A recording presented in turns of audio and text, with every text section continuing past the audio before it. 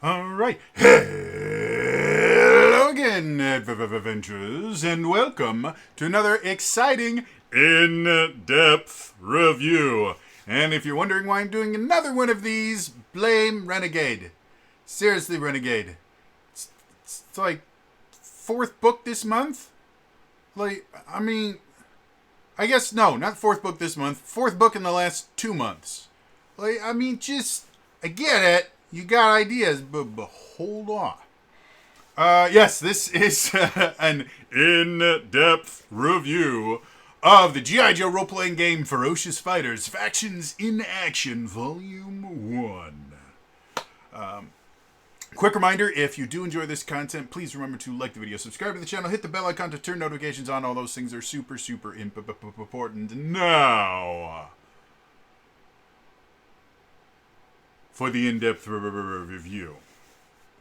When I do in-depth reviews, they are exactly that, in-depth. And what I mean by that is I go through these books chapter by chapter, sometimes page by page. I talk about the things that I like, the things that I don't like, the things I think they did well, the things I think they need to do better. However, not everybody wants to sit through a 2-hour-long video just to figure out if they want to buy something. So, at the beginning, I always have a section that I call, Should You Buy This? And I separate potential buyers into 3 different groups. The first group is what I call players. Players are people that are going to be sitting at a table and are primarily, not exclusively, going to be playing a single character.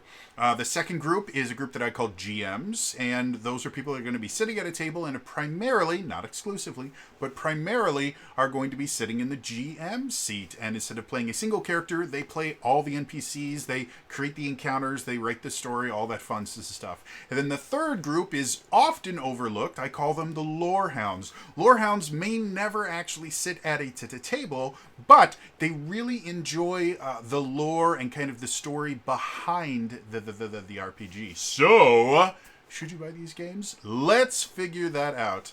And I just realized I don't have water. And how can I do this without drinking all the time? I would say I have a drinking problem, but water is one of the healthiest things in the world that you can drink. So, drink more water, folks. It's good for you. All right. The first group.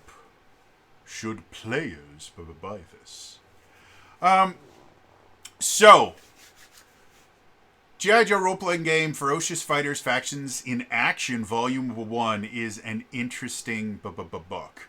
I've mentioned in previous videos that you can actually kind of separate RPG books into a couple different categories.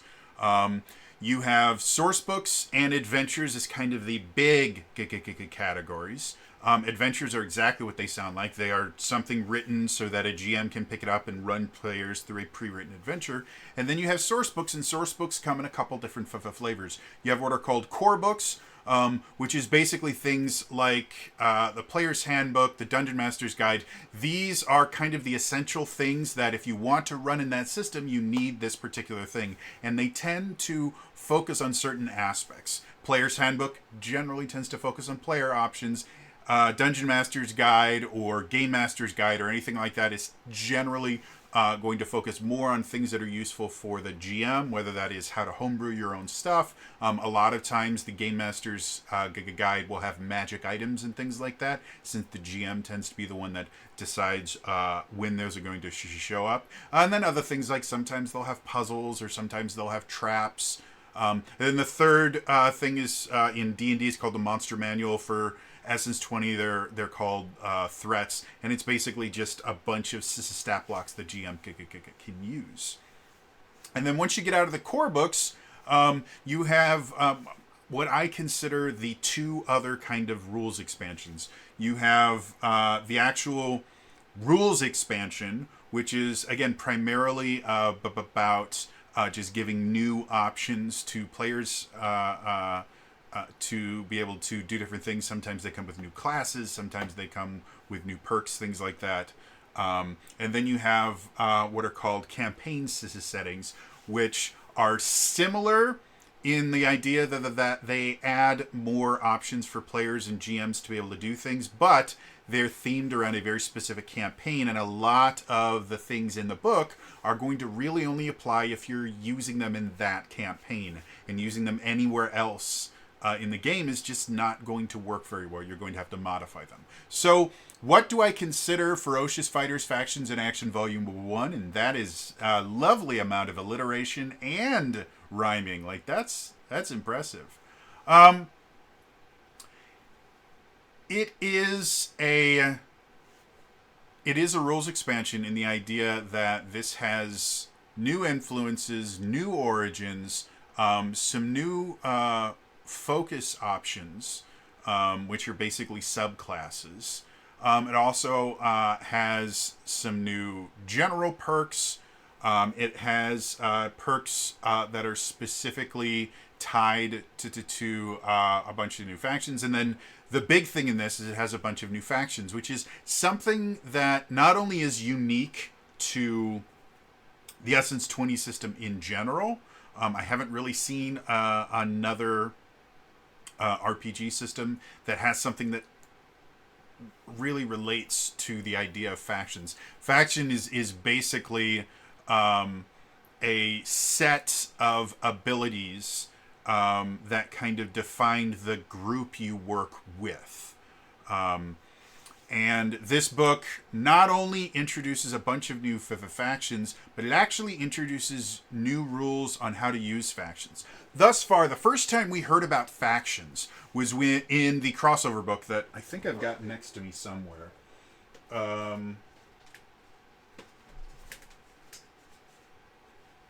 No, I don't. I have it somewhere else in my room. Anyways, we had the crossover book, which is basically if you wanted to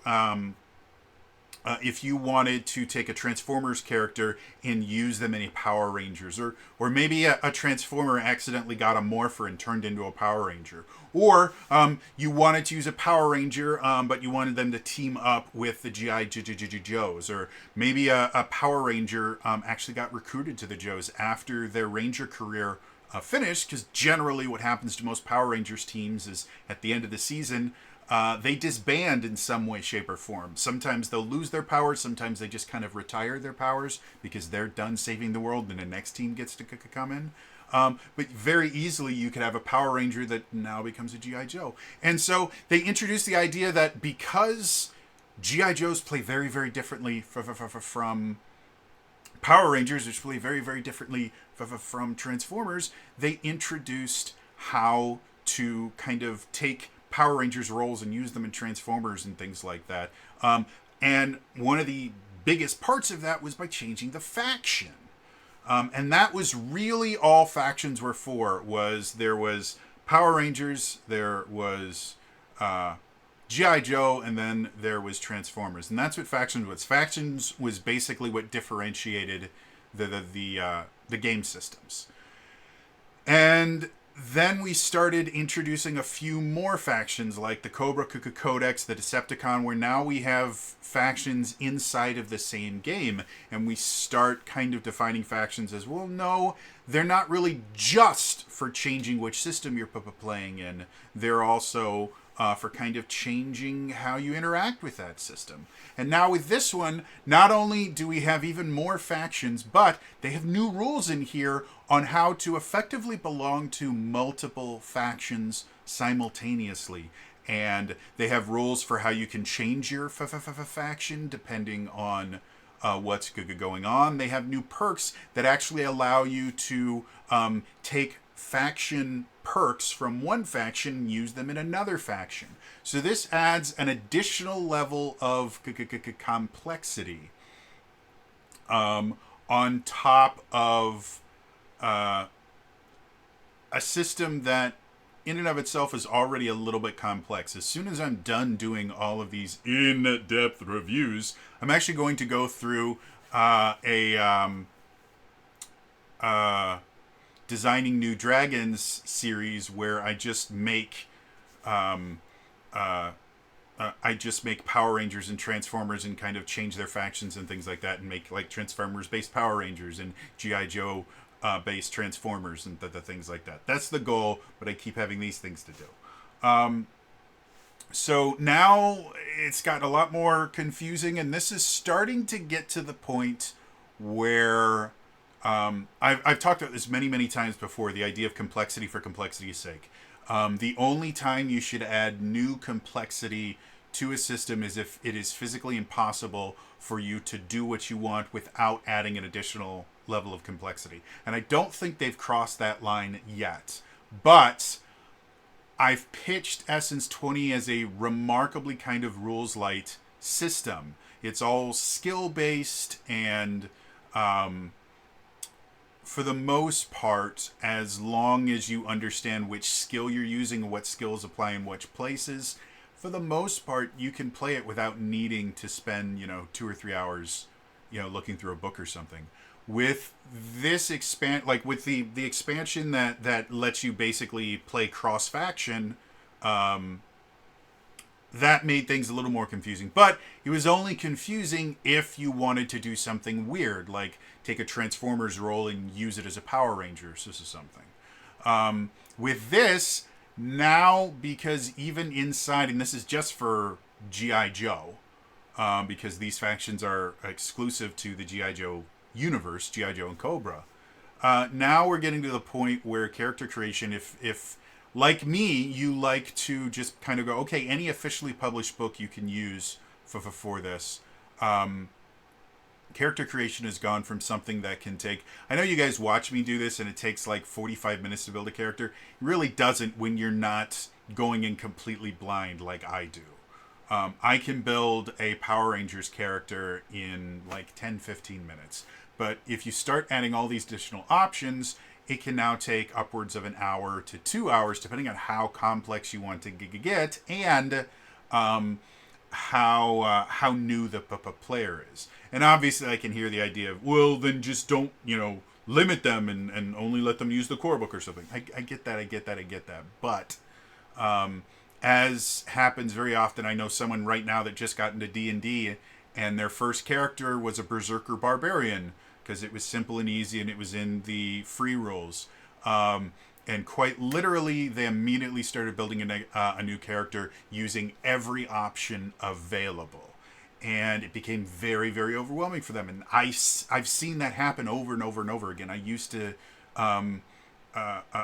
play, or I used to run new player tables, not only at conventions but also at friendly local games stores. I saw people kind of dive off the deep end as soon as they saw all this stuff. So just simply having this stuff exist starts to create issues with it just becoming very much rules bloat, I guess is the correct term.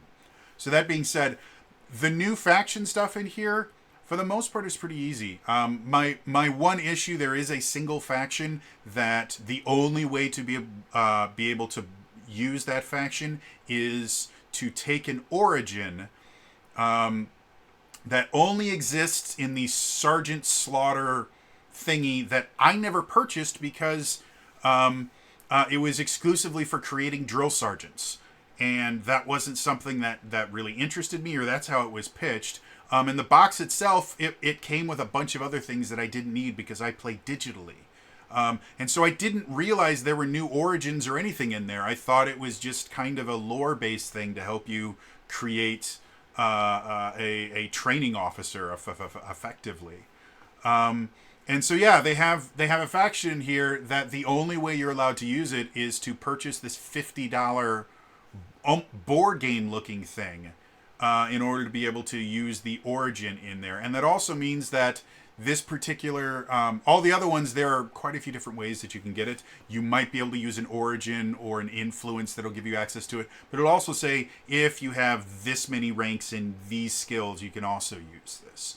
So there's multiple ways to do this, but this one particular one, it's the only way you can do it. And I'm not particularly fond of that because this book is already a little bit pricey. The book itself right now it's $35 for the book.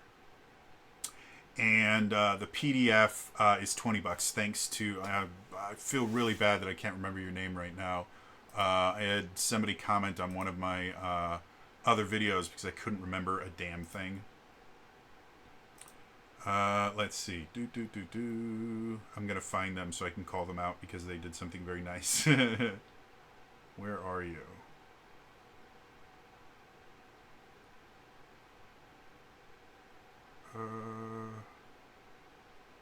Really? Am I just not seeing it? I swear I saw. There it is. Okay. So BJam89. Okay. BJam89 actually went and looked up all the different PDF prices and stuff like that. So PDF for this is $20. The physical copy is $35. It's not out yet, but they just released the PDF yesterday. And if you pre-order the physical, you get the PDF for free, which is why I have this now. Because of that, and I'm getting back to what I recommend as far as players. Because there's no way to get free shipping from Renegade, unlike literally everybody else I know online that sells physical books. If you buy enough, or if you are like a customer that shops with them enough, there are ways that you can get free shipping to make things a little bit cheaper. There isn't a way to do that I am aware of. I think at one point there is some kind of rewards program with Renegade that for the life of me I can't remember how it works, because despite the fact that I have spent hundreds of dollars with this company, I have never qualified for it and I've never seen any benefit from it. So because of that, this $35 book, which if that was all I was doing was buying the book itself for $35, it's not a bad price. It's a little bit overpriced for a book that comes in just under 100 pages. But it's not horrible. But once you factor in tax and shipping, this turns into a $50 book. This book cost me about the same amount that a player's handbook from D&D would cost me for a physical player's handbook at full retail price. And that is an entire system. This is a bunch of new perks and some factions. This one I have a hard time recommending to anyone, the physical book. For players themselves, if you are playing G.I. Joe and you would like, especially with how they treat the new factions and how you can now belong to multiple factions and kind of pick which one on a particular day you want to get the benefits from, I think this is worth it. $20 for me is slightly pushing it, but it's worth it for to $20 for players. But I cannot. I think this is the first time I've ever said flat out, at least for players, don't buy the physical copy, or at least don't buy it through Renegade, because the shipping's gonna kill you. And yeah, I just, for me, there's not enough here to justify $50 effectively. I mean, that's what I paid for it. And I had a little bit of buyer's remorse for it. Like I said, it's not that it's a bad book. It has the same problem that the other like 3 books that I've talked about, where they just won't change font size for different headings, and so it becomes very confusing in a couple places to figure out where the heading stops and where the new character option starts. Please, please, please stop doing this. I cannot emphasize this enough. Stop. But other than that kind of minor gripe, like it's an interesting book. I am not as familiar with Tiger Force or Python Patrol, which are the 2 main factions that they go into the biggest amount of history for. Then they have a crap ton of other ones too. But I would assume they've existed before. But yeah, so players, if you're playing G.I. Joe and you really do want to play as one of these new factions or take one of these new perks, get the PDF. I think that's okay. If you're looking for the physical, get it through Amazon, because there you can get free shipping through Prime and get a shit ton of other stuff. Get it from your friendly local game store, then you don't have to deal with shipping, and you're supporting a business. But it's getting real hard for me to recommend getting stuff directly through Renegade, despite the fact that you get a free PDF right now. And I'm all about my PDFs. I really, really am. So yeah, moving on. The second group. Should GMs get this? So, same thing I mentioned before. This does add a new branch of complexity to the rules. And for GMs in particular, again, if you understand the idea of templating, which is basically looking at a bunch of different versions of the same thing, like a bunch of different subclasses, and seeing what they kind of have in common and what things are different about them, and then using that as a guide to create your own things. I think this is really, really good. They have so many different factions in here that if you wanted to make your own faction, not just for G.I. Joe, but for any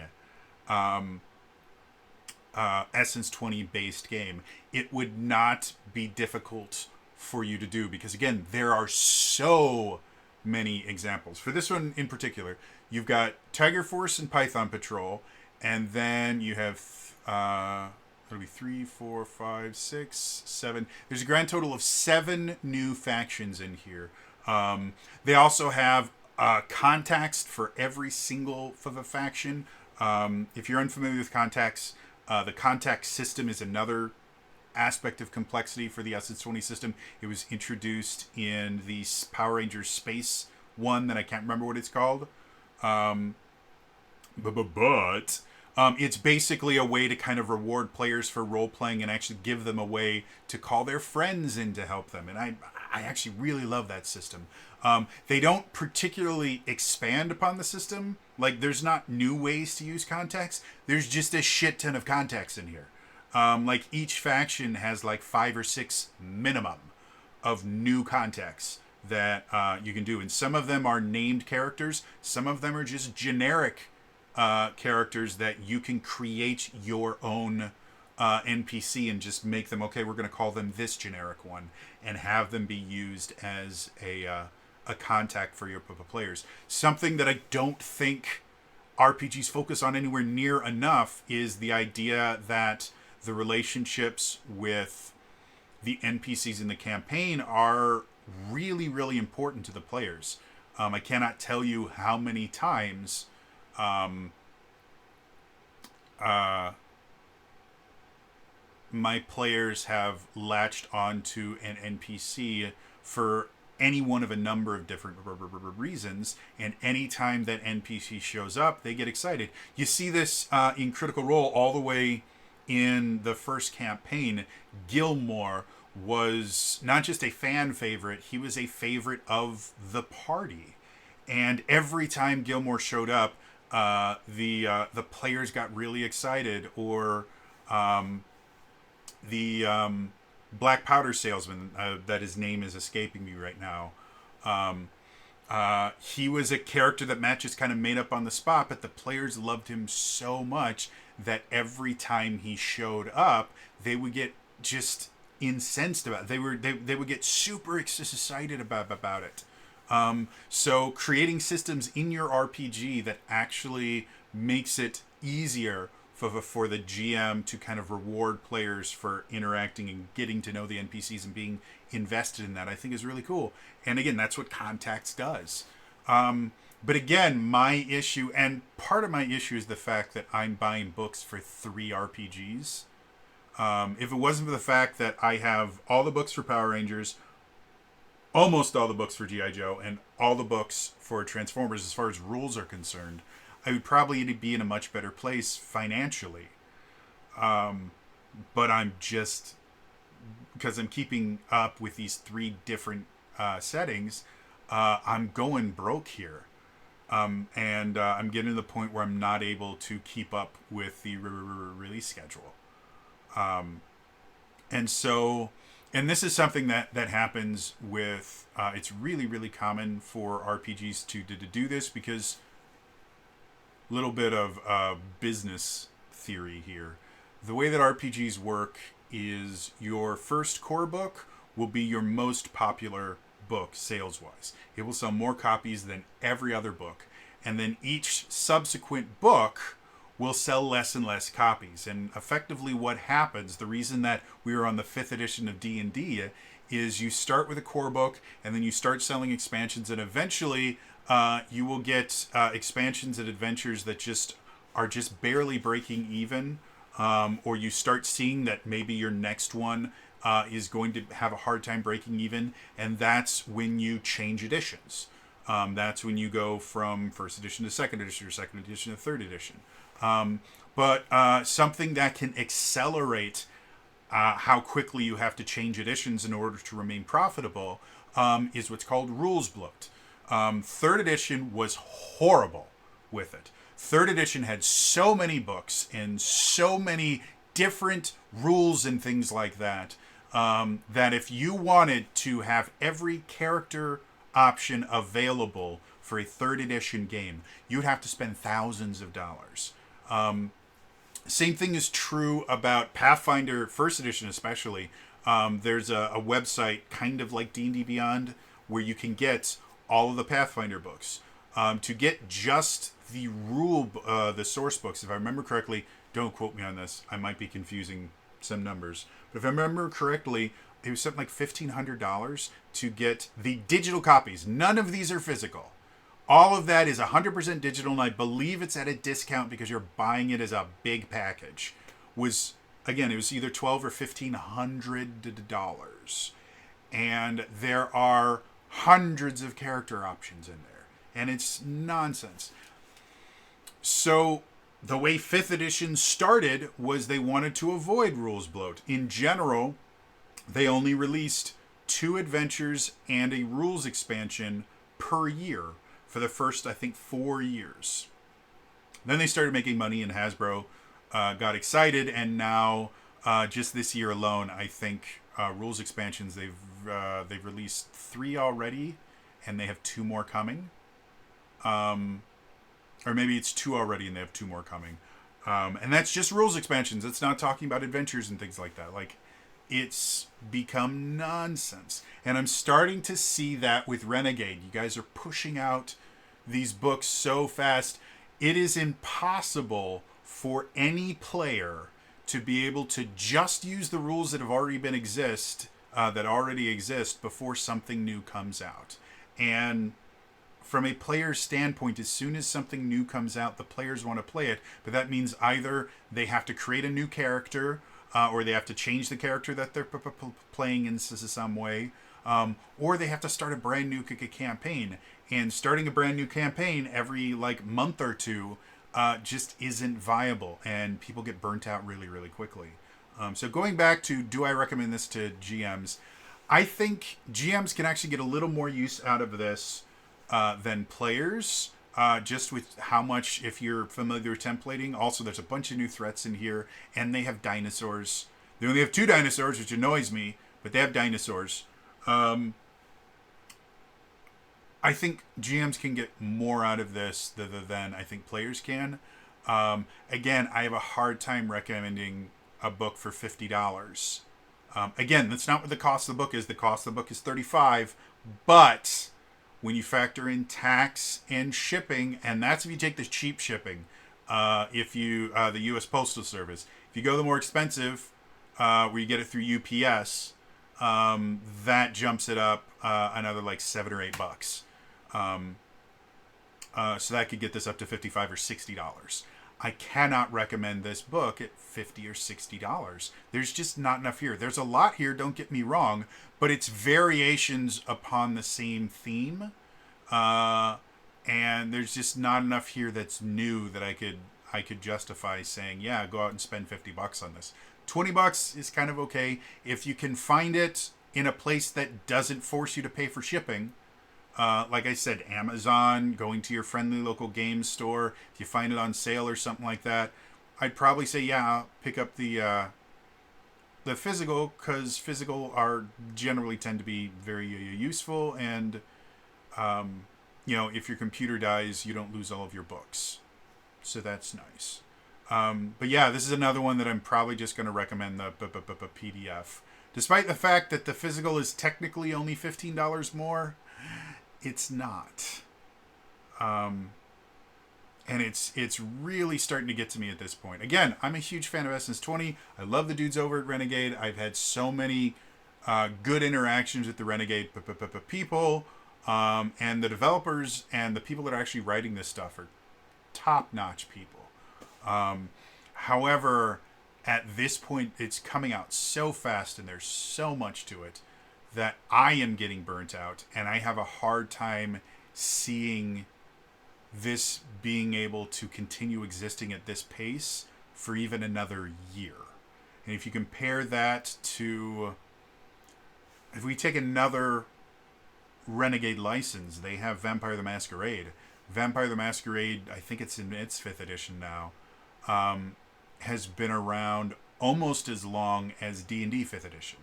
I believe it's going on, I don't know, 8 years easily. Where'd my, there it is. Really? No, I don't want a new text document. Why would I? Stop it! Don't know why that happened. Let's go, Vampire the Masquerade 5th edition. Actually, it's only been out since 2018. Still, since we're in 2023, we're talking about 5 years for 5th edition.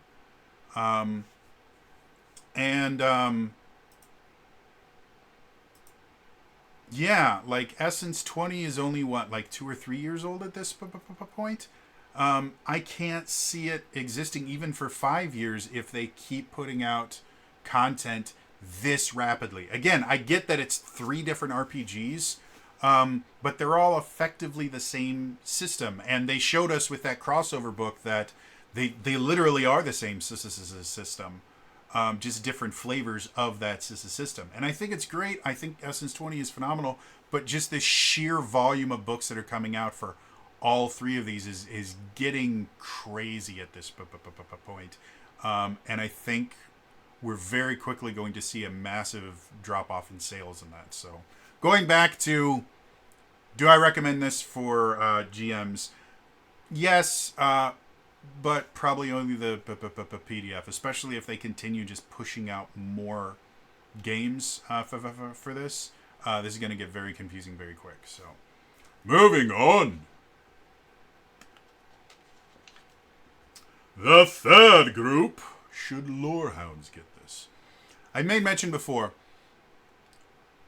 Renegade and the Essence 20 devs in particular are very, very good about all of their mechanics have a lore basis, which is not true for the vast majority of RPGs. They will generally come up with mechanics first and then come up with lore reasons to justify those later.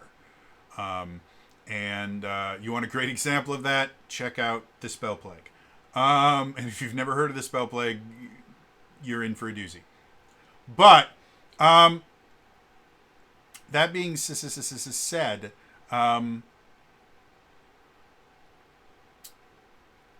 don't really feel like there's anywhere near as much lore in this book as any of the other books that I've read recently. Again, this is a smaller book.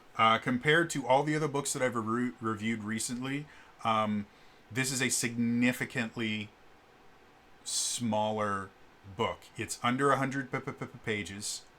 And because there is so much new mechanical stuff, like they have a bunch of new contacts, you might get, 2 or 3 sentences per contact describing who they are.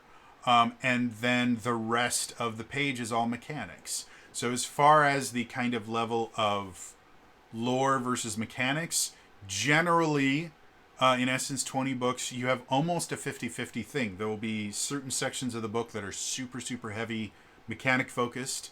And then there will be sections that are extremely lore focused, and it kind of balances out.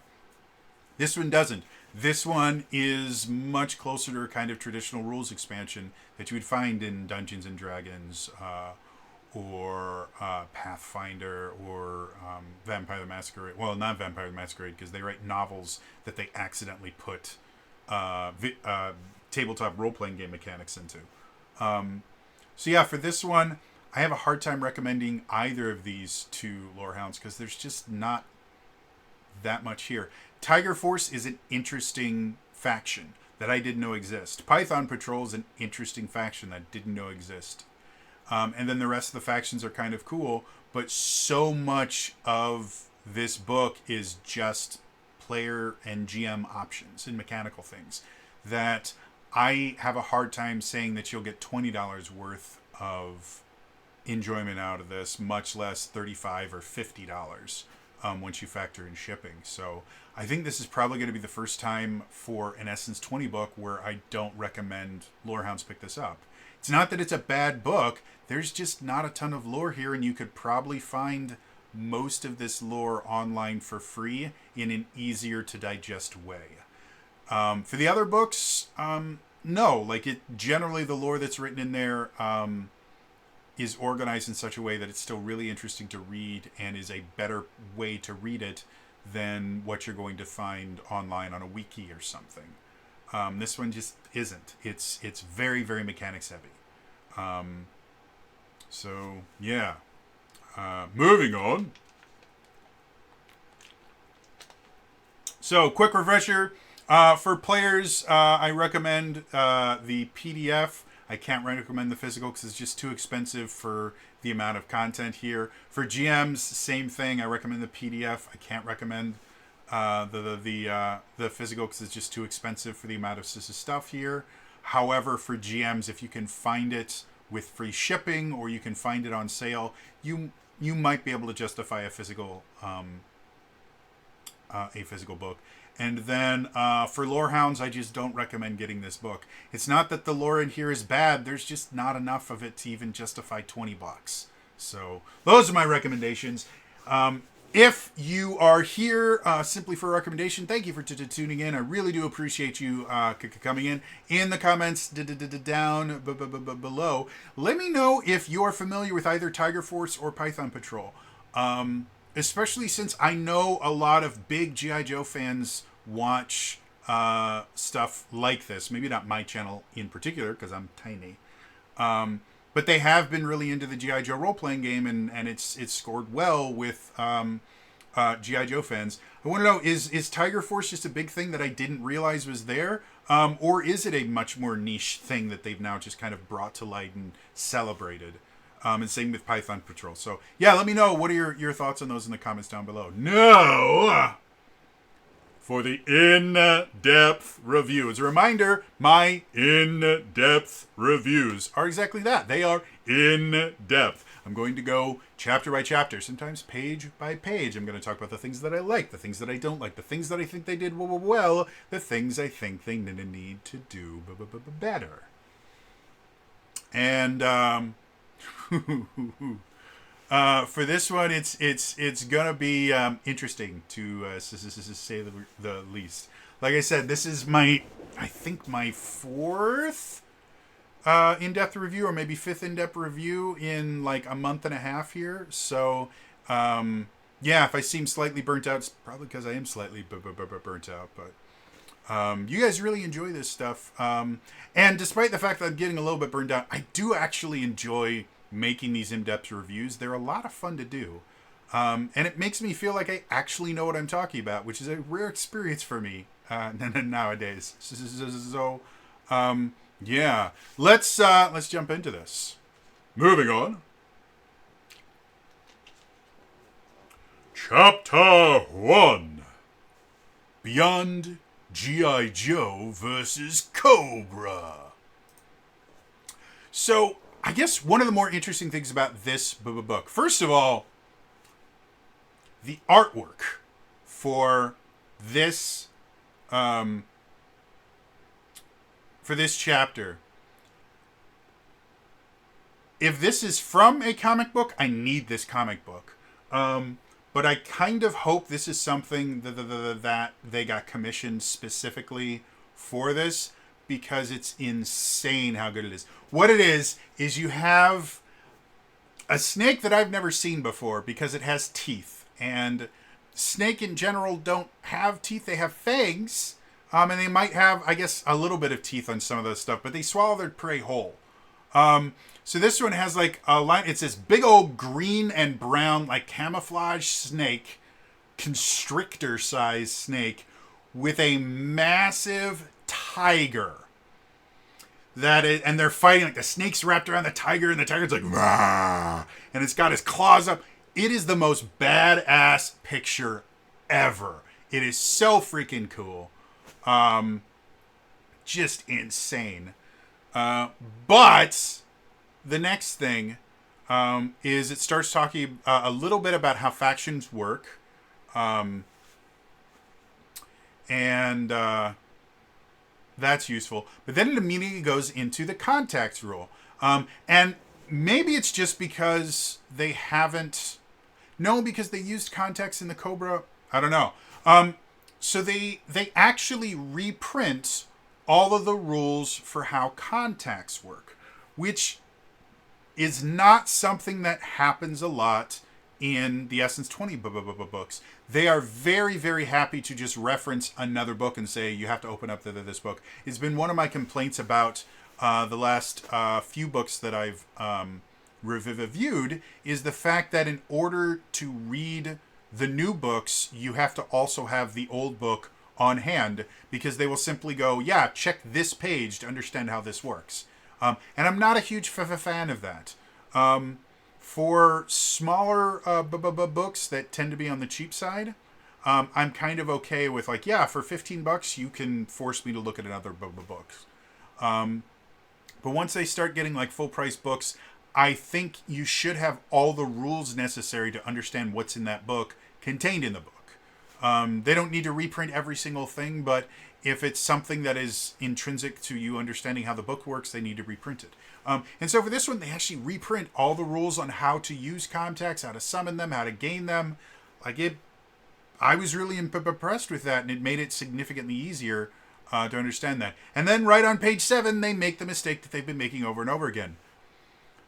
So, and I'm not going to bring it up this time because it's just not worth it for me. But for new influences, they have 2 new influences, and they change from talking about contacts to talking about influences. And the new influence subtitle is green and bold, and then literally 3 lines down is the first new influence, which is the exact same text, exact same size, exact same font, exact same color. You can't do that. Seriously, you have subheadings, and then if you have something underneath that, it needs to be differentiated in some way. Use a hanging indent. Do something so that people can understand that this is new. This is basic layout design. And the past 4 books, they have just completely ignored that. And at first it was like, okay, you guys made a decision. It was a bad decision, but you made a decision. At this point, it's gone past this was a mistake to this was this is an intentional just we don't care. I'm getting to the point where if I get another Essence 20 book where they do this thing where they don't differentiate subheadings at different levels by changing something, underline it, make it italicized, change the font size slightly. These are things that don't even require a brand, like don't even require the book to be completely reprinted or redone. Simply an underline would make sure that people understand, okay, this is something new, and it doesn't change spacing by a massive amount. In general, the underline is not going to force anything down or anything. And that's all it would take here. An underline would be all it would take for the people to be able to instantly see, oh, this is a subheading, oh, and this is a new option. That's all you have to do, and you guys simply refuse to do that. And again, I understand all these books were probably written at the same time, which is why this mistake has shown up in every single book. Because by the time someone like me complained about it, and I don't think there's a lot of people complaining about it because I would assume not a lot of people are that focused on reading through these stuff. But it takes time to make those two changes. That being said, fix this fucking problem! For the love of all that is holy, this is a simple fix. I'm not asking you guys to rewrite a book. I'm not asking you guys to rewrite a sentence. I'm asking you guys to change a single font type. Change a color. I get that all of these, something that people may not understand, all these books, they have color theming, which from a marketing standpoint, for those of you who don't know, I have a degree in marketing, marketing management in particular. From a marketing standpoint, it's brilliant. The fact that this particular book is the colors that they use are green and yellow. And that coincides with Python from Cobra and Tiger from, or I guess it's orange is the other color, and Tiger from these two new factions that they're specializing. I love that. I love the fact that you guys pick some color theming, but for the love of all that is holy, pick additional colors.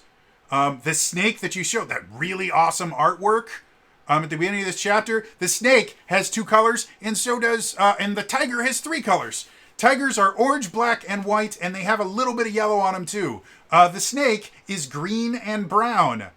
That gives you a grand total of, let me count here, orange, black, white, yellow, green, brown. That is 6 different colors that you could use, and you could throw in a 7th color to fit with G.I. Joe, because red tends to be a real big thing, or maybe blue, because that's real popular G.I. Joe too. Pick one other color, and then for your subheadings, make them a different color, or underline them. Just do anything. I am done justifying this. I'm done saying, hey, this was a mistake. No, at this point, this had to have been approved by a bunch of different people, and they either don't care or actively, to me, this just seems like we're going to shove this out and people are going to buy it. We don't actually have to make it look good. This shows a lack of polish. This shows a lack of editing. And this shows a lack of care. And I would never say that normally about the SS20 folks, because, again, I've interacted with a few of them. They're great people. But for the love of God, fire your editors. I don't normally recommend firing people, but whomever is editing this has made the same really dumb mistake 4 times now. And it's not even just 4 times. This shows up multiple times in every one of these books. They cannot do their job. I don't know if you have 7 different editors and they all assumed someone else was going to fix that or what, but this isn't okay anymore. Stop doing this. That being said, the new influences are interesting. They're a little bit... The mechanical aspects of them are very interesting, and I like that. The lore for them is a bit weird. One of the new influences is called Networker. Okay, I guess that makes sense. That is a real thing. The guy that knows people is incredibly valuable in literally every field.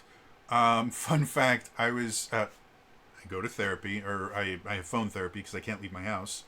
I was talking to my therapist, and I was just mentioning some of the people from one of the games that I run, and just kind of the different things that she goes, you know a lot of people in a lot of different places. I go, yeah, that was actually kind of a thing I learned from management.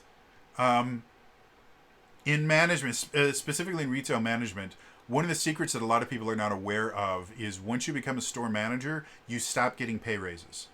Now, obviously that's not true absolutely everywhere, so please don't flood the things. No, I know this one guy, and he got a pay raise, a year after he started.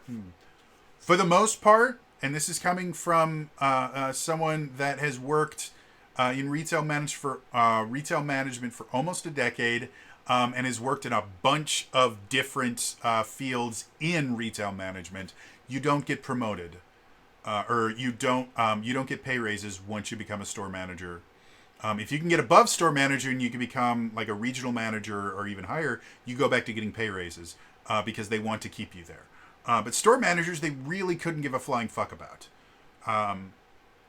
especially if you're part of a large company where the store managers in and of themselves don't have a whole lot of say. Everything is run but through corporate.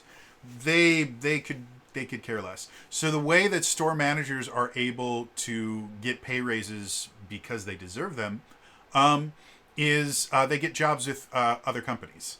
And so basically what happens is you may be working for generic office supplies store, and you see generic electronics store has an opening for a store manager. You apply for that position. You mention that, hey, I'm already getting paid this, so if you guys wanted me, I need this much. And then if you're really sneaky, you'll go back to your boss and go, hey, listen, I've gotten a job offer. They're offering to pay me this much. If you guys want me to stay, you're going to have to beat that offer. And in extremely rare circumstances, they might go, well, let's talk about that. Most of the time, they'll go, no, fuck you. Have fun. And so you go over to this other company. And then again, once you've kind of proven yourself there, you look for another job. And generally every anywhere from 2 to 6 years, you're changing companies. A lot of times you will work for your direct competitor eventually. And so because of that, a lot of people don't realize that a lot of store managers know each other or are friends of friends or, are only like 1 degree separated. Because, this person works for this company now, but they used to work for this company. And then before they worked for this company. And so store managers, they all kind of know each other. It means getting blackballed from retail management is a remarkably simple thing compared to a lot of other industries. And it also means if you piss off one store manager, they will talk to all of their friends in the field. And you can become a very, very well-known customer in retail in general. Like I knew store like I worked for grocery stores. I worked for office supplies. I worked for a charity at one point. A charity that has brick and mortar stores that helps to support the charity and things like that. So I've worked for a lot of different places, and it's remarkable how many people I know in that. And so so the idea of a networker is an incredibly important thing.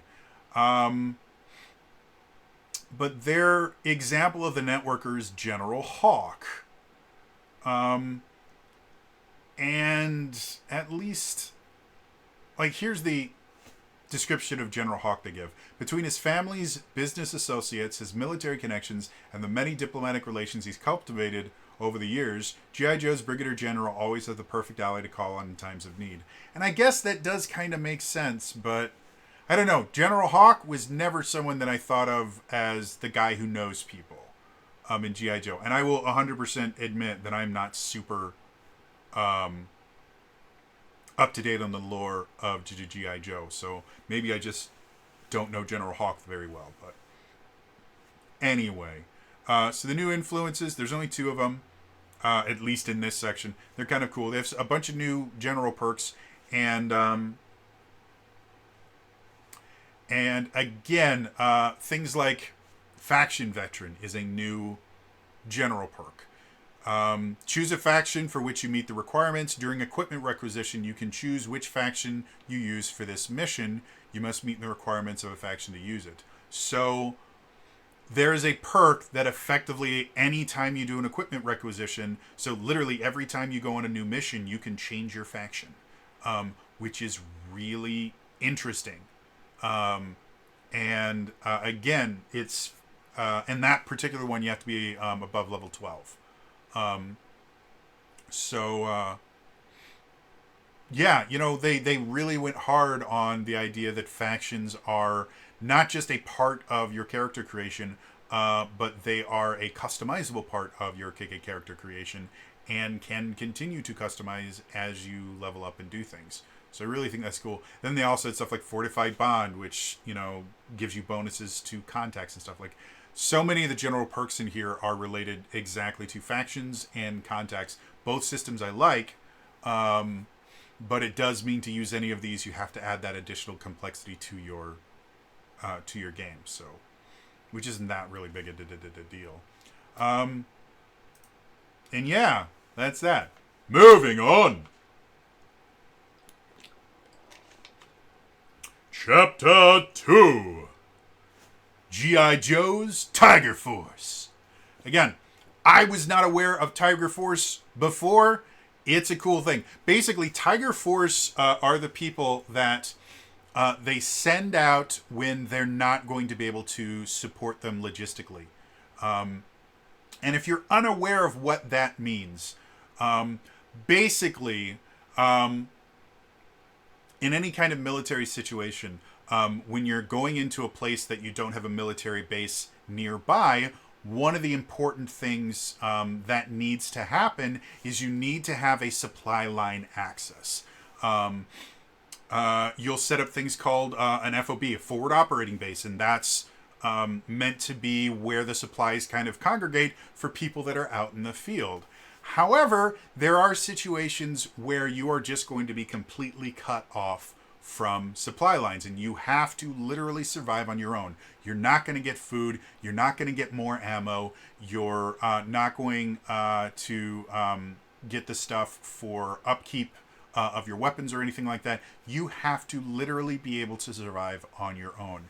And generally, at least in modern warfare to the times, that only happens if you're being sent behind enemy lines and requires very, very particular to training and expertise. That is effectively what Tiger Force is. They are people that are not only trained to be self-sufficient, they're trained to be self-sufficient long-term. Like, they set up their own bases in places where G.I. Joe just can't get to, and then they exist there not just for a day or a week, but for months upon months, sometimes years. They're an entire group that is built upon the idea of we don't need any support, we are the support. And because of that, you get some really interesting things. Things like vehicles are a really big part of the G.I. Joe RPG compared to other systems. It's vehicles and equipment. Those are the two big things for G.I. Joe. And because of that, Tiger Force actually has a bunch of perks and things like that that allow them to use Cobra equipment. And it's really cool. I really like the idea, especially from a GM perspective.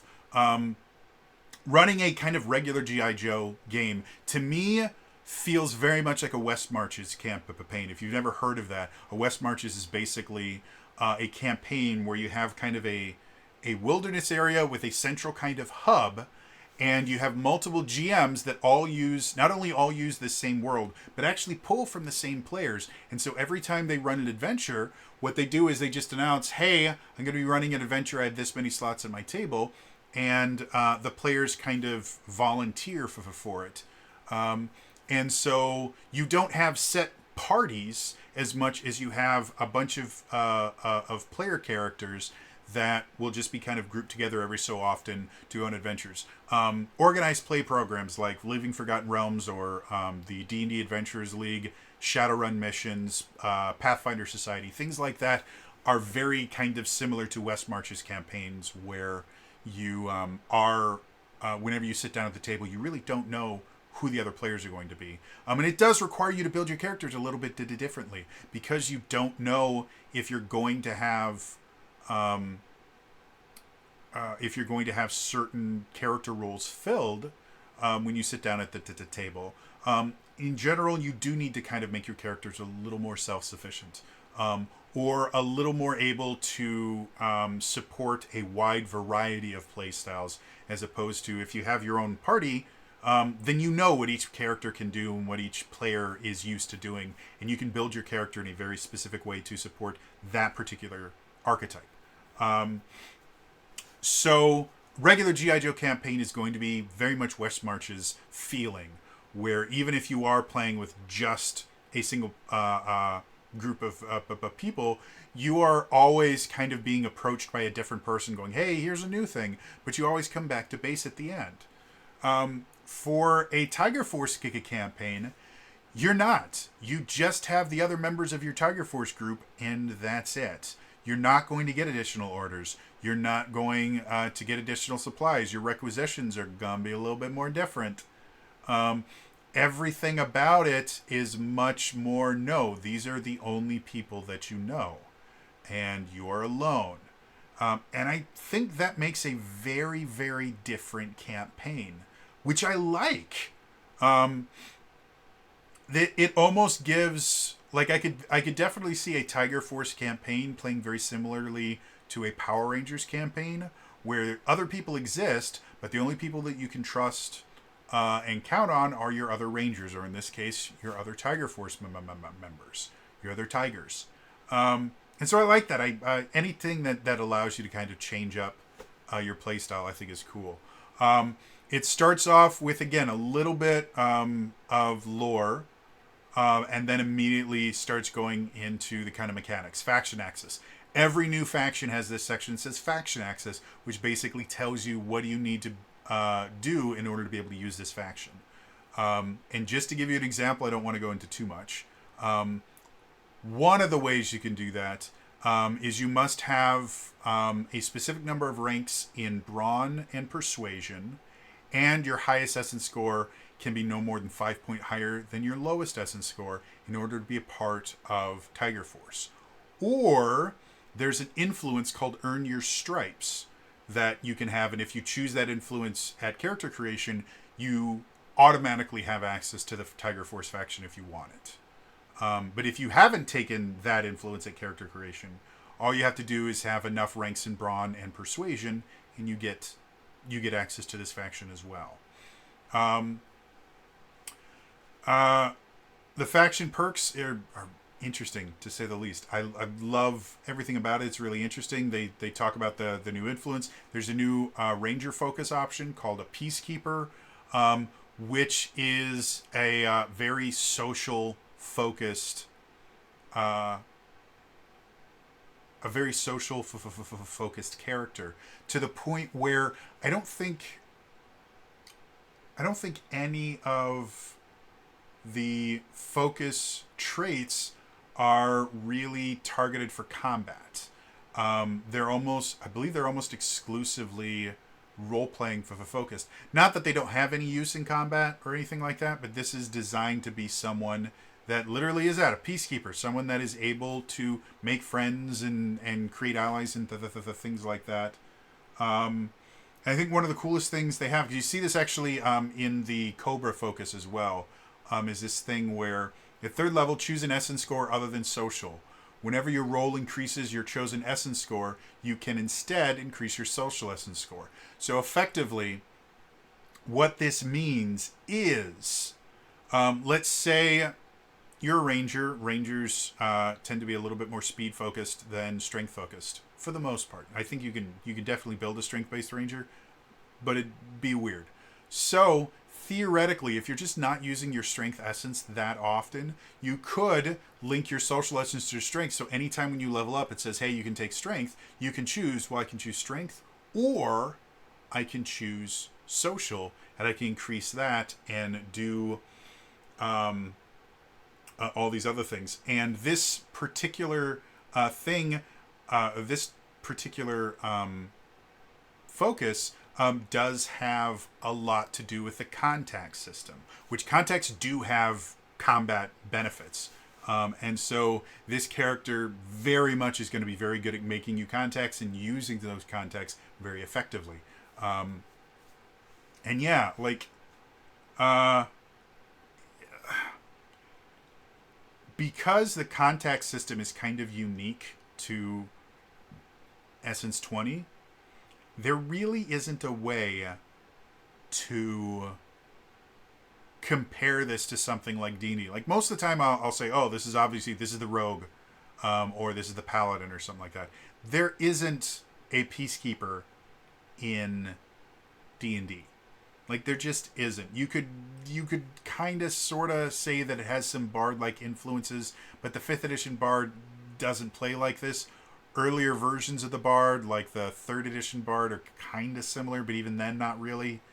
Like, this is a uniquely Essence 20 character, and because of that, it's just interesting. Like, plain and simple, it's a cool thing. And then after that, you have your Tiger Force context. And again, all of these have rules for how you can gain them as a contact, rules for how you can use them as a contact. You get benefits for using them, and like it's really really cool. I love the contact system. I think it's really really great, and it allows you to tell some really kind of dynamic storytelling and create really interesting NPCs that the players get to interact with and get to fight alongside. So yes, and then they also have Tiger Force threats. And one of the threats is an actual tiger. I'm going to read you the description because it is a beautiful description of what a tiger actually is. These powerful predators move their 600-pound frames with the agility of an acrobat. They sprint fast enough to get a speeding ticket in suburbia, and their play bites are dangerous enough to kill humans. Best known for their striped fur, adventurers and explorers know that if they ever see the distinctive yellow and black in the wild, it's already too late.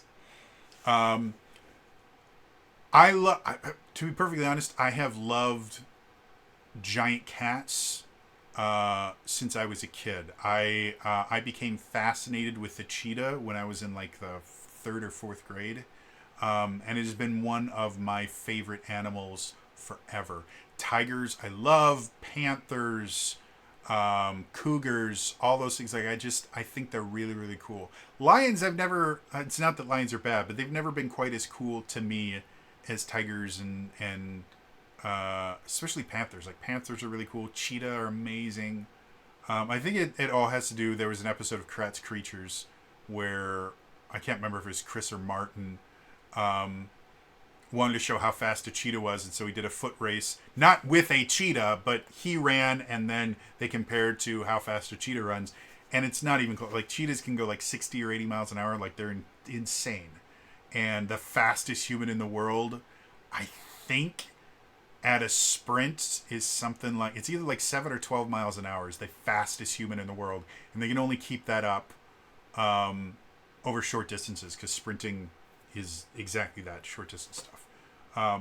So yeah, I love the fact that they have a cool things that they can do. Like the stat block for tigers is really really cool.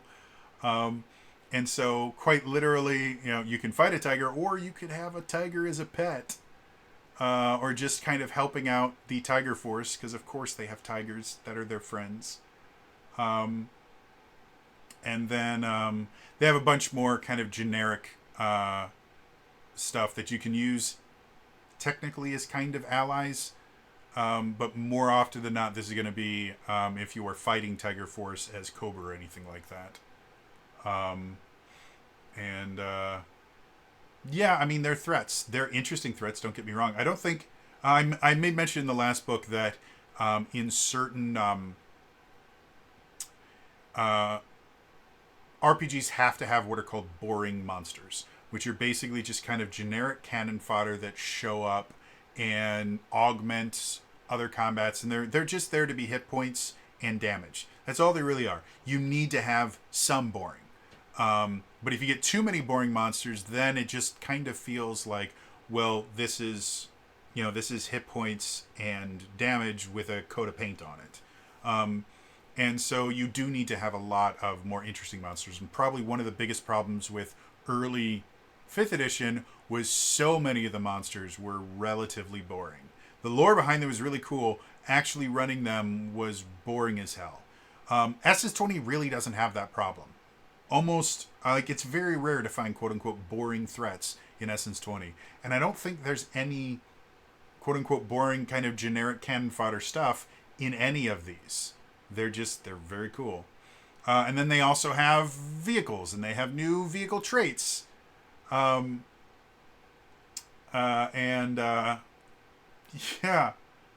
It's impressive just how much content they put into this book, but it definitely did kind of suffer. I think it made the book a little bit less, not because it isn't cool stuff, but it's just variations upon the same thing over and over and over again, which is nice, but eventually it becomes a little bit of overkill. There's no way, even just the vehicles that are in this book for Tiger Force, the likelihood of you using all of the vehicles that are just in this book only in this book, and just in this part of the book, because there's more vehicles later on in the book, just this little subsection in a campaign is going to be hard. Like, you would have to play for 6 months to a year to actually go through all of these vehicles. And these are not the only vehicles. Again, vehicle combat is a big deal in G.I. Joe. That harkens back to how G.I. Joe, the franchise, works. They would give you new characters with new cool gear and new vehicles. That was all of their toys. That's how they made their money. So I love the fact that they have leaned heavily into the idea that we're just going to embrace the idea of there's always new toys that you can get. But this one, again, it's getting to the point where it's a bit of overkill. And then some new equipment options, which again are really, really cool stuff. I think one of my favorite equipment options that they add in this is called salvage. It's a weapon upgrade. And basically the benefit of adding the salvage weapon upgrade is, after factoring in all the other upgrades, you decrease the difficulty of your requisition roll for it by 1 level. So if it was like limited, it now goes down to standard as far as the roll, and that affects how high you have to roll in order to successfully requisition it. However, if you ever roll a fumble, which is the D20 is a natural 1 and the skill test fails, the weapon explodes and is useless. And I think that is such an interesting thing, because that means if you create a really cool weapon, but you're gonna have to roll like a 25 or 30 to get it. Well, I'm gonna make it a salvaged weapon. That's gonna lower it and make it significantly easier for me to get this. However, now if I get a fumble with this weapon, it is worthless to me. And I think that's really cool.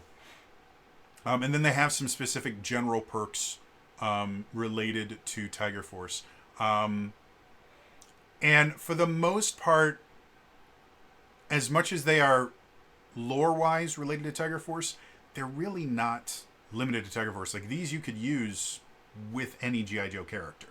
Like Sabretooth is one of them. Basically, your unarmed combat gains a sharp damage alternate effect with some stuff you have to do to make it work. So that's really, really cool. But it doesn't feel like you have to be Tiger Force to use that. And I like that. That means that the book, to me, becomes that much more valuable, because that means if I have someone that doesn't want to be part of Tiger Force, they can still use this stuff to create an interesting character. So, yeah.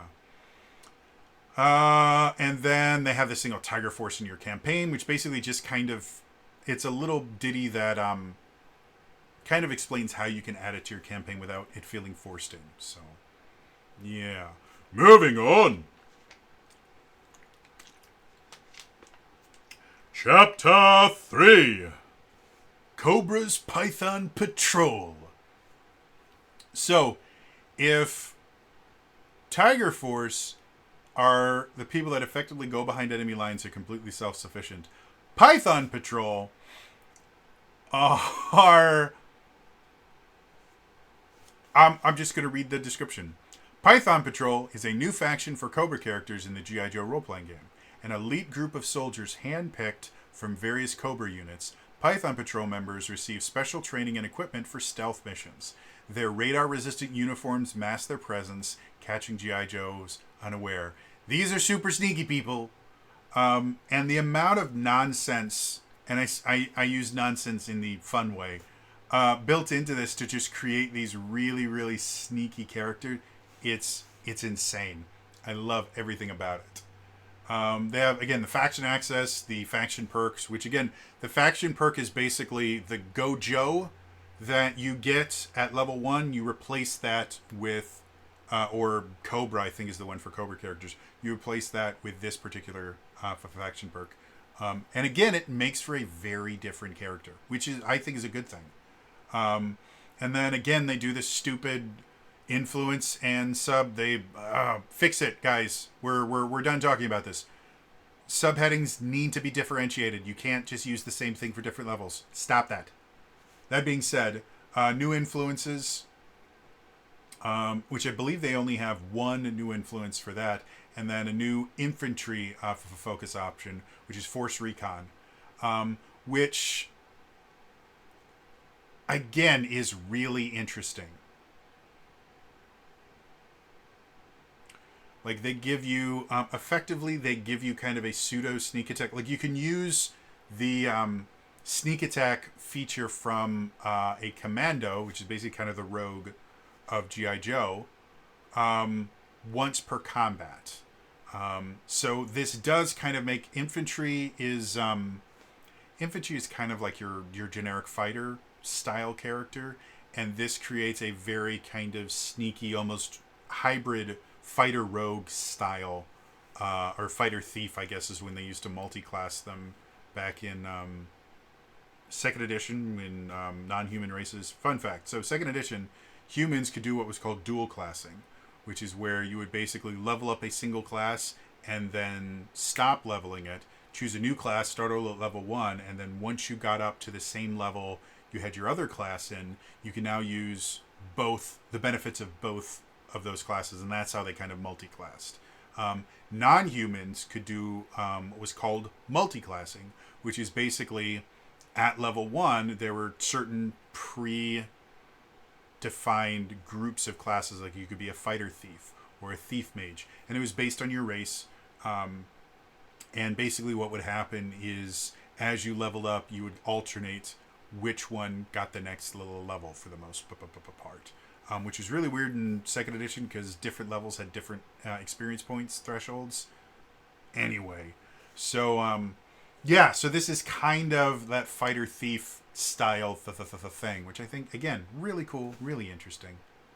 And then they actually have a new location, which they treat like the locations in the other books, where they'll have people, resources, and then plot seeds if you wanted to do stuff there.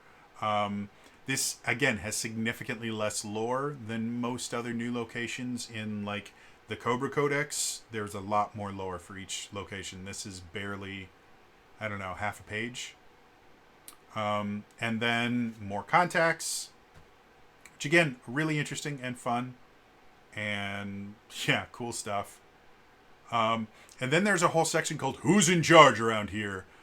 Which is basically trying to explain where they fit within the weird hierarchy that is Cobra in general.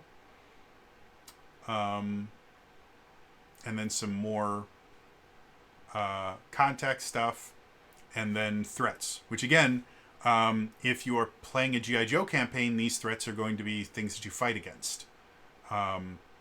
Or if you're playing a Cobra campaign, you might fight it. You could be part of Python Patrol and still fight other Pythons, because that's just how Cobra works.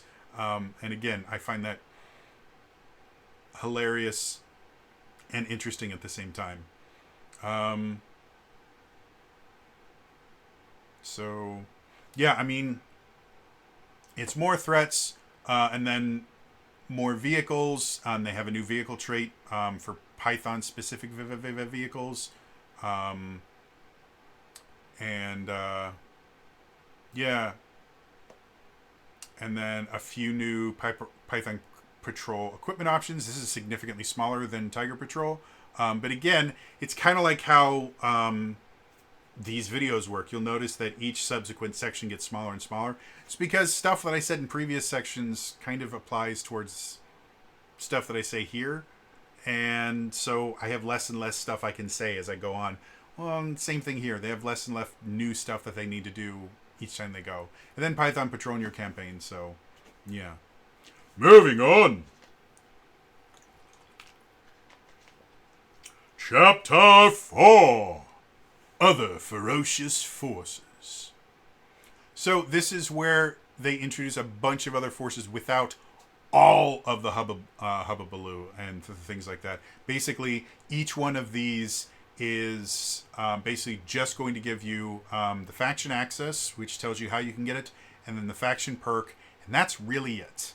But they have really cool stuff, like Dino Hunters. Because apparently Cobra has figured out how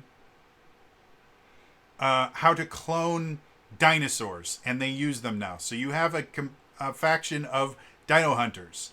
And then you have the Mega Marines. And Mega Marines is the one I was referencing before. The only way, the faction access for Mega Marines, the only way you can be a Mega Marine is if you have the Marine Infantry Origin, which is found in the Sergeant Slaughter. Well, maybe not.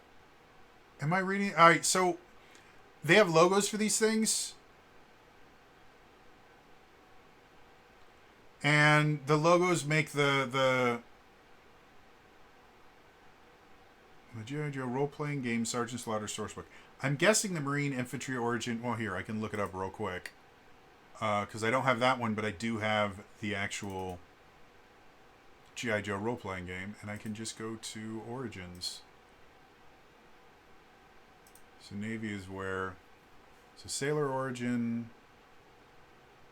Pilot Origin. Yeah, I'm going to assume Marine Infantry. Yeah, Marine Infantry has to be from Sergeant Slaughter. So it was right. So in order to use the Mega Marines, in order to use the Mega Marines faction, which is in here, you have to buy another book in order to do that. Which I think, if I'm, because I looked at the PDF, I think the PDF is $20, so it's the same price as this. And I didn't even realize there were character options in that one. I don't own it, and I don't plan on getting it right now, at least, because I'm flat broke, and I still have most of the month left. Then I have to use my very limited disability income to do stupid things, like pay for food. But yeah, so I'm not a fan. Like, literally every other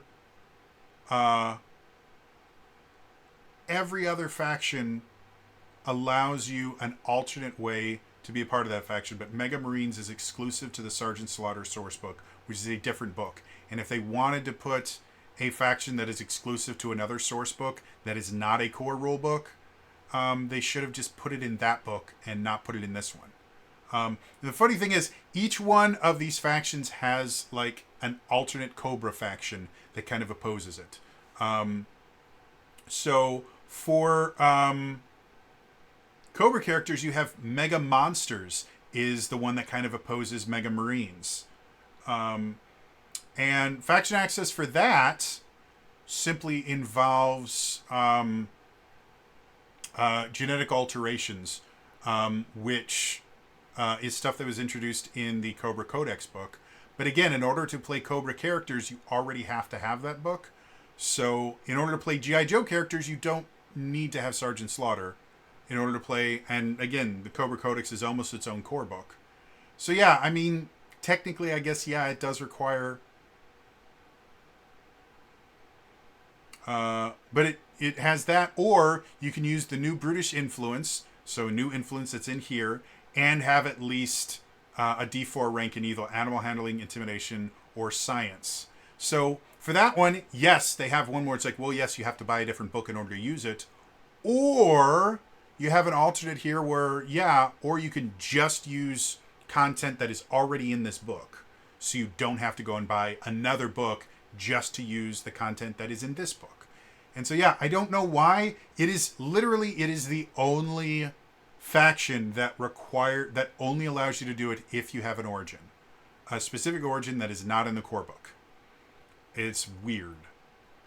But other than that, yeah, each one of the new factions I think is cool. They have some new influences, which again are cool. There's a new origin that's related to one of these kind of smaller factions, which is very cool. Then some new contacts, which are very cool. Again, all this stuff I really enjoy. And again, the artwork looks amazing, and then they have, again, new threats that are related to these various little kind of snapshotted factions. And threats are very, very nice. And then again, they have an entire page on dinosaurs, but there's only two dinosaurs. There's a Triceratops and a T-Rex. And again, I get it. Everybody wants a T-Rex. That's You're gonna put dinosaurs in a game, you better have a T-Rex in there. That's how it works. Gotta have a T-Rex. I don't know why Triceratops is the other one, nor do I understand why of the two animals they could choose to put pictures of, they chose the Triceratops over the T-Rex. But I want more dinosaurs. Why can't I have a Stegosaurus? I like Stegosaurus. I think they're very cool. Or Ankylosaurus. I like that one too. Or Spinosaurus. There's so many different dinosaurs. Put some raptors in here. They're really cool. Raptors are awesome. Yeah, why do we only get two dinosaurs? I want more. I want more dinosaurs. They're both very, very interesting. Like, these are not boring things whatsoever. But if you have an entire and so the threat level of the Triceratops is 13. Threat level of the Tyrannosaurus Rex is threat level 15. So you're not going to be dealing with dinosaurs until you're relatively high level. And that's something I don't like. I want, let us deal with like some little raptors at first, and maybe that like frilled spitting lizard thing that I can never remember what it's called. And then work your way up to the Triceratops and the Brontosaurus and the T-Rex and stuff like that. Like that I think would be cool. Here, I guess they have the bare minimum of we have dinosaurs in our game, which is here's a Triceratops and here's a T-Rex. And then again, some more kind of generic vehicles, some new equipment, including a new weapon trait called Injection, which basically can actually piggyback with the new poisons and stuff that were introduced in the Cobra thing to effectively allow you to kind of use them at range and things like that, which I think is really, really cool. Things like biomechanical weapon is a weapon upgrade, and organic armor is a battle dress upgrade. Really cool things. And they have a new weapon trait called Grapple, which I'm a huge, huge fan. But because it works differently, because they already have a thing called Maneuver. There's a trait called Maneuver in just the core Essence 20 stuff. And so with Maneuver, it kind of works like a Grapple, and this new Grapple is kind of an upgraded version of that. Which I think is really interesting. Yeah, that's it.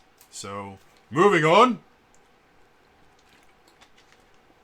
So, final thoughts. Overall, this is a cool book. My issue with it are first, they have shot out a lot of books recently. A lot. And again, if you are not keeping up with 3 or technically 4 different books, because I also have My Little Pony too. If you're not keeping up with 4 different RPG systems, it's not quite as bad. But because I'm a fan of Essence 20 in general, and so much of these books can be used in any Essence 20 game, I'm getting fatigued with this. Again, this is a really short book. This is a 95-page book. So this is, I believe, the shortest book of any of the Essence 20 books, at least source books, that I've dealt with. And yeah,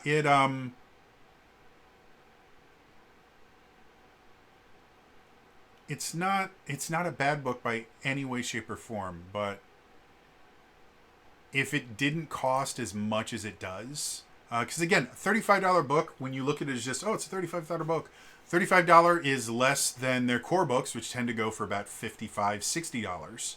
So it's $20 cheaper. But again, I buy my stuff through Renegade because I get a free PDF for it. And I generally recommend to a lot of people that's what you should do. There's going to be links in the description to be able to get this. And I always link to Renegade because if I am going to be... I don't make any money off of this channel because it's too small. But if I'm going to be making content out of their stuff, I'm going to link you directly to them. And I'm a big believer in, support the developers of these stuff so that they can keep creating new stuff and creating cool stuff. But this is getting to the point where I'm getting, rules fatigue real bad. The first time I read through the book, because I was exhausted already, because just been having a bad time recently, I I had a hard time understanding the new ways that you can use factions because it's just more complexity. And it feels like the longer Essence 20 exists, the more massively complex it gets. And again, I'm not a fan of really crunchy giga games. I think Pathfinder is a really bad game because it's over designed. There's so much in there that it's just complicated because they wanted it to be complicated and provides no benefit. Pathfinder Second Edition is significantly worse than the original Pathfinder. It's overly designed. And the thing that I loved about Essence 20 was it was very well designed. It was streamlined. It had just enough rules so that you could play the game. Sorry,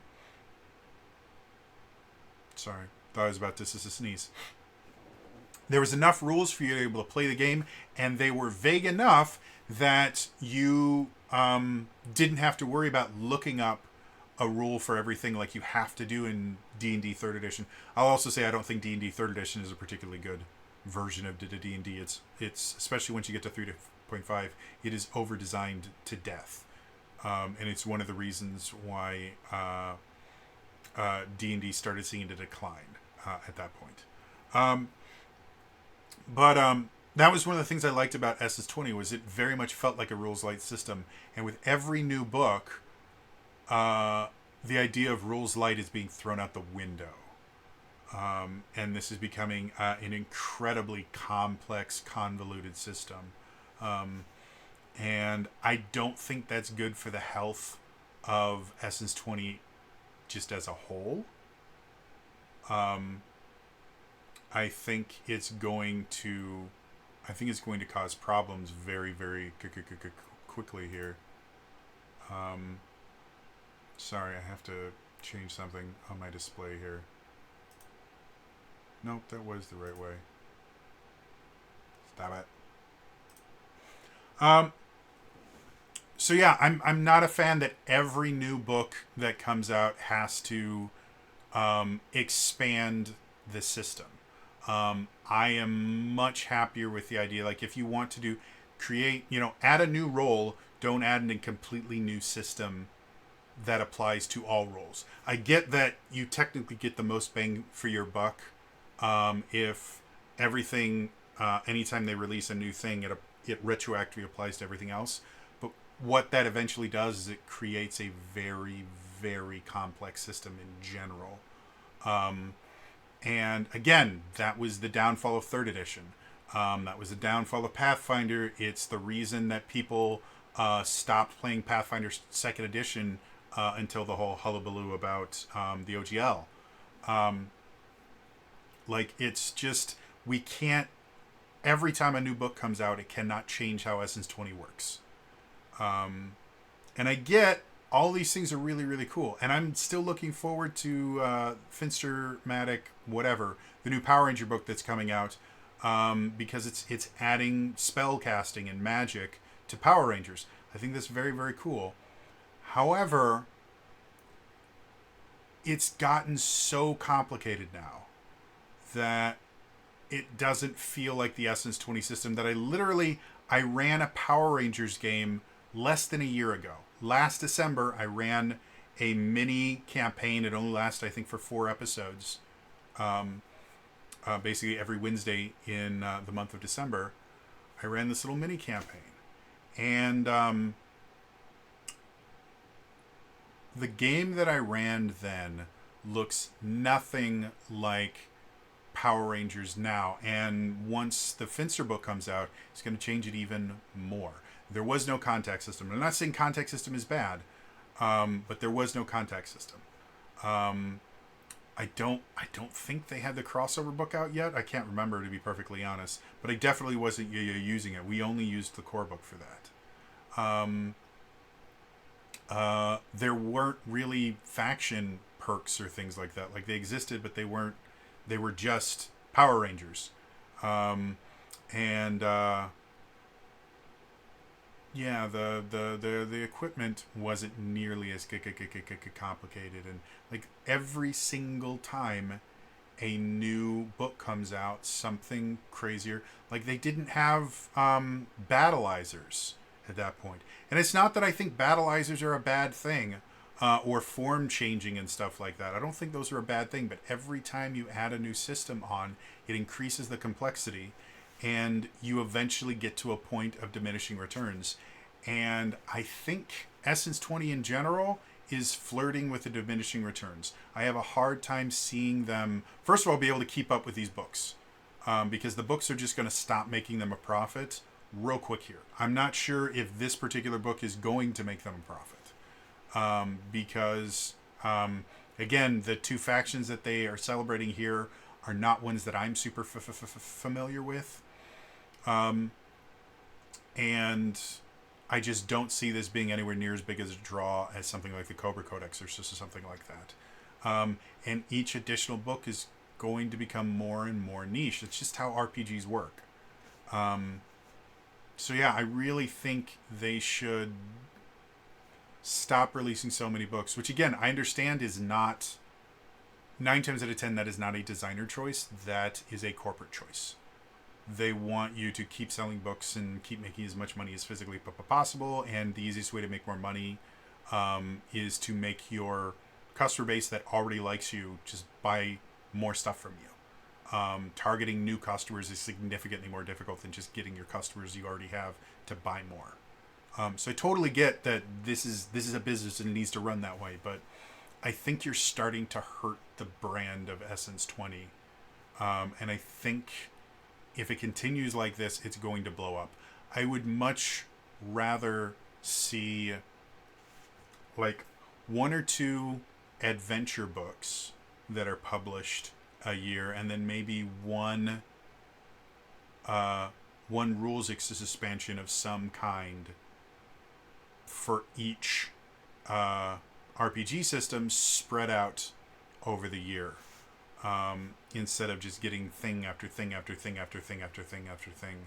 And even then, I could definitely see like maybe one, because all of this stuff is so easy to kind of transfer between games. I could even see maybe only 2 rules expansions coming out, and one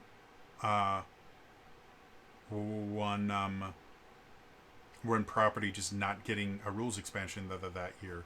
I think that could work significantly better. And this is not exclusively part of this is, again, I'm on disability. I don't have the money to keep up with these. If they keep releasing books like this, I'm just going to stop getting them because I can't afford them. That being said, this is more than just I can't afford this stuff. This is, I want Essence 20 to still exist in 5 years. And I just don't see that happening if books like this keep coming out. And again, it's not that I think this is bad. It's a good book. I think it's a great book. And it's got a lot of cool stuff. But every single book has a brand new system that they're overlaying on the old system. And with each new system, it becomes more and more complex. And the game is just really complicated now. And I get there is a market for really complex games. Again, Pathfinder exists. So does GURPS. I don't think that's a market you guys really need to be targeting, because that market is significantly smaller than people understand. Because that market is very, very present online, but it is not it is not a large market. It's just a very loud market. And again, if you think about like the OSR kind of groups and the Pathfinder Bros and all that stuff, they are all over Reddit. They are all over Twitter. I don't know if anyone still uses Facebook in that, but Reddit and Twitter are the big places where you can see these groups congregate. They're all over Twitch. And so a lot of people think that that is a good market to target, and it's simply not. The market that D&D is targeting is much more casual gamers and things like that. and it is a massive market, and it has shown in 5th edition's growth how good an idea it was to target that market. If you're going to be targeting the people that want a really, really complex game, you're going to burn out your audience really, really quickly. Mostly because you have to repeat or you have to compete with Pathfinder. And I would say almost all of the people that want super rules-heavy, crunchy games are already playing Pathfinder in one way, shape, or form. The few that aren't are the kind of old school, the OSR people, and they're playing things like, what is it called, Castles and Keeps or something like that, or I can't remember what it's called, but it's basically D&D First Edition. Those are, they're such a tiny market. And as much as people want to claim that Pathfinder, once outsold, no, it is never outsold D&D in anything. The best year that Pathfinder ever had, I think they did it was either 2 or 5 million in revenue, which is good. The office supply store that I used to run, just the store that I was in, used to do that much revenue in a year. Just that single store, not the whole company, that one store. A $5 million year for a company is not that big a deal. And if you compare it to what D&D has been doing, which is in the hundreds of millions, if not billions, if I remember correctly, because Wizards of the Coast is doing billions of dollars in revenue, and D&D I think makes up like 20 or 30% of that. So if I remember correctly, I think D&D recently did, I think it was 1.2 billion in revenue. So we're not talking about a massive market. And to be perfectly honest, Pathfinder overprices their things and nickels and dimes their customers really, really bad. So even looking at Pathfinder's numbers and Paizo's numbers, you're getting an overinflated in the numbers because most of their customers are buying things for like 3 different systems and stuff like that, which is technically what's happening with Essence 20, but I digress. So anyway, overall, I like the book. I think it's a good book. I really would like this to be the last book. Not the last ever Essence 20 book or the last ever G.I. Joe book. I would like this to be the last book for maybe a couple years that creates a brand new system that adds more complexity to the game. Again, I think it's really cool that factions are now malleable and changeable. I think that's very, very cool. But just the sheer amount of rules that you have had to add in order to make this work has created a very, very, very confusing game.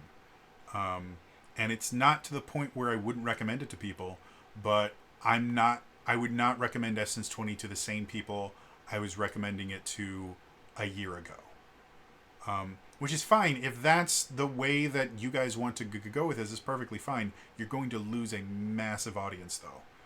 The fact that it was rules light and allowed you to play the way you wanted without needing a degree in English was a huge selling point for it. And it was one of the reasons why my Power Rangers campaign was as successful as it was. I'm constantly getting new RPGs, and the ones that excite me the most are the ones with the least amount of rules.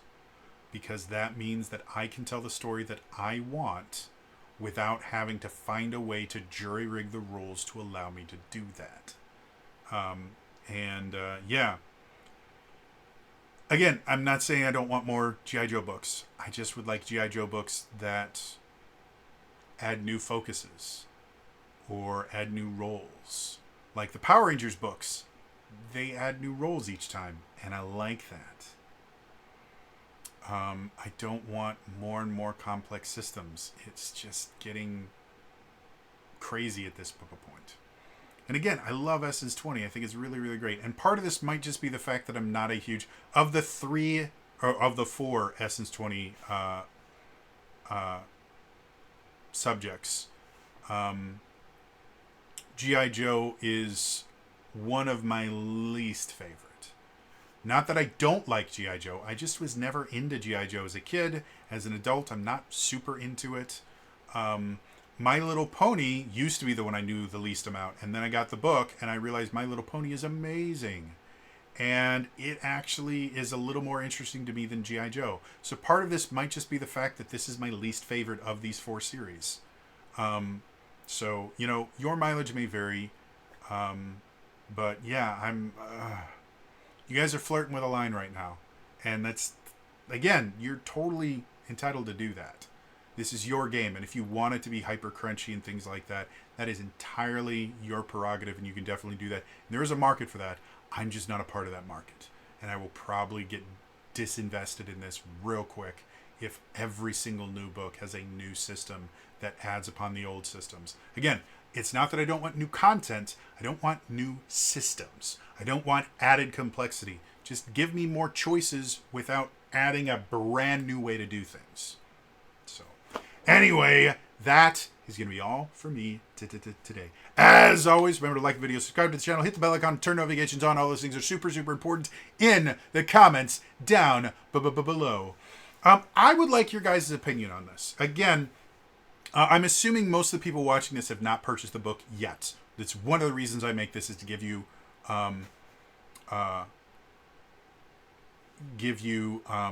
recommendations about whether or not you want to purchase it. However, as far as crunch and complexity goes, are you liking the fact that Essence 20 is becoming significantly more complex? Are you in the same book that I'm in, where I'm like, you know what, maybe hold off on the complexity a little bit? Do you prefer very, very rules-light games? Let me know in the comments down below. Legitimately, I'd like to get an idea for where my audience stands. And I may even do a poll later on, just to see if I can get a good idea of if you guys enjoy real rules-heavy kind of stuff, or more rules-light stuff, or somewhere in between. And just kind of the percentage of people, because I know my audience is remarkably diverse, with especially with how small my audience is. You guys have a lot of different ideas on the things that you like and the things that you don't like. I've got people that are huge fans of Pathfinder that watch my stuff. I've got people that are huge fans of things like lasers and feelings and stuff like that that watch as well. I have a wide spread, and I just like to know, kind of demographic-wise, I guess might be the right word. I just like to know what the makeup is of the audience. So yeah, in the comments down below, tell me, are you a rules light? Are you a rules heavy? Somewhere in between, let me know. Otherwise, again, that is all for me today. I will see you guys hopefully next week. I will get back to designing new dragons, and then we'll be done with Essence 20 for a little bit. Because I have a new system that I want to play around with in discovering new dragons. And I have to start planning for, I'm going to do another mini campaign this December, because the last one was so much fun. And I have to figure out what system I'm going to use for that. So anyway, again, that's all for me. See you guys next time. All right. Bye-bye.